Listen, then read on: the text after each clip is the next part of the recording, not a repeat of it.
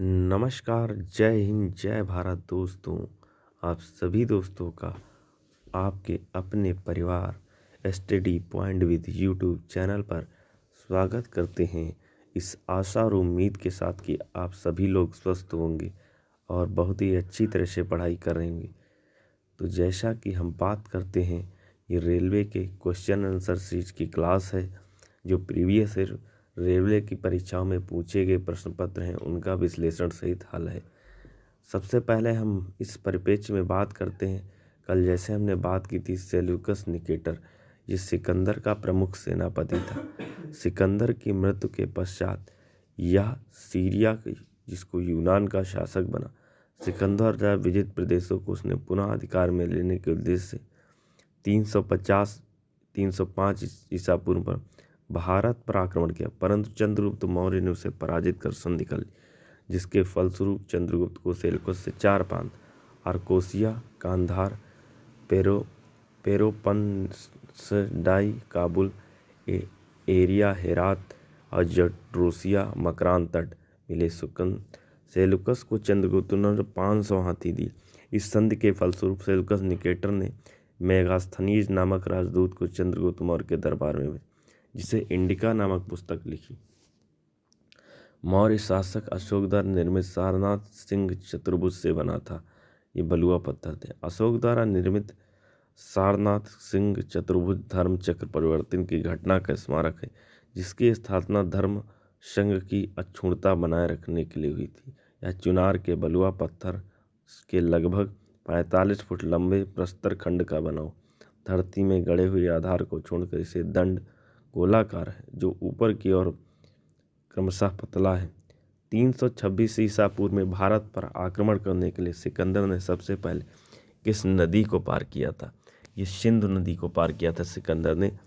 326 ईसा पूर्व में सिकंदर ने जब भारत पर आक्रमण किया तो सिंधु नदी को पार करने के बाद वह तक्षशिला की ओर बढ़ा। इसके बाद उन्होंने झेलम और चेनाब नदियों के बीच स्थित पंजाब के शासक राजा पोरस के साथ युद्ध लड़ा। इस लड़ाई को हाइड्रोस्पिसीज या झेलम वितिस्ता के युद्ध के नाम से जाना जाता है, और इस युद्ध के अंदर पोरस की हार हुई। मध्य प्रदेश में भगवान बुद्ध के सम्मान में सम्राट अशोक द्वारा बनाया गया बौद्ध स्मारक कौन है? सांची का स्तूप। सांची के स्तूप का निर्माण सम्राट अशोक द्वारा 3री सदी ईसा पूर्व में भगवान बुद्ध के सम्मान में करवाया गया। सांची भारत के मध्य प्रदेश राज्य के रायसेन जिले में बेतवा नदी के तट पर एक छोटा सा गांव है। रायसेन जिले में एक अन्य विश्व पर्यटक स्थल भीमबेटका भी है। सांची स्तूप को वर्ष 1989 में यूनेस्को की विरासत सूची में शामिल किए गए। सांची के स्तूप का निर्माण किसने कराया था? अशोक ने करवाया था। बौद्ध धर्म से संबंधित प्रख्यात भवन संरचना धामेक स्तूप का निर्माण मूलतः वंश के शासनकाल के दौरान कराया। यह मौर्य वंश के शासनकाल के दौरान कराया गया था। बौद्ध धर्म से संबंधित प्रख्यात भवन संरचना धेमकृत स्तूप का निर्माण मौर्य वंश के शासनकाल के दौरान कराया गया। धेमकृत स्तूप उत्तर प्रदेश के सारनाथ में स्थित बौद्ध धर्म धार्मिक स्थल है। सारनाथ में भगवान बुद्ध ने अपने शिष्यों को प्रथम उपदेश दिया। धेमकृत स्तूप की नींव अशोक ने 249 ईस्वी में रखी। इसका विस्तार कुषाण काल में हुई।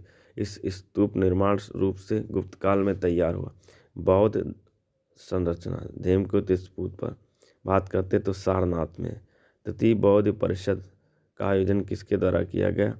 ये किसके द्वारा? अशोक द्वारा किया। आयोजन 250 ईसा पूर्व अशोक द्वारा पाटलिपुत्र में कराया गया। इसकी अध्यक्षता मोगालीपितिस द्वारा की गई। इसका उद्देश्य संघ भेद के विरुद्ध कठोर नियमों का प्रतिपादन करते बौद्ध धर्म को स्थायित्व प्रदान करना। इस धर्म ग्रंथों को अंतिम रूप से संपादित किया गया। तीसरे पिटक अभिधम पिटक को जोड़ा गया। ज्ञातव्य के प्रथम बौद्ध संगत में बुद्ध के उद्देश्यों को 2 पिटक विनय पिटक तथा सुत्त पिटक में संकलित किया गया। चंद्रगुप्त मौर्य मौर्य वंश के संस्थापक थे। भारतीय इतिहास में उनके बारे में कौन सा कथन गलत?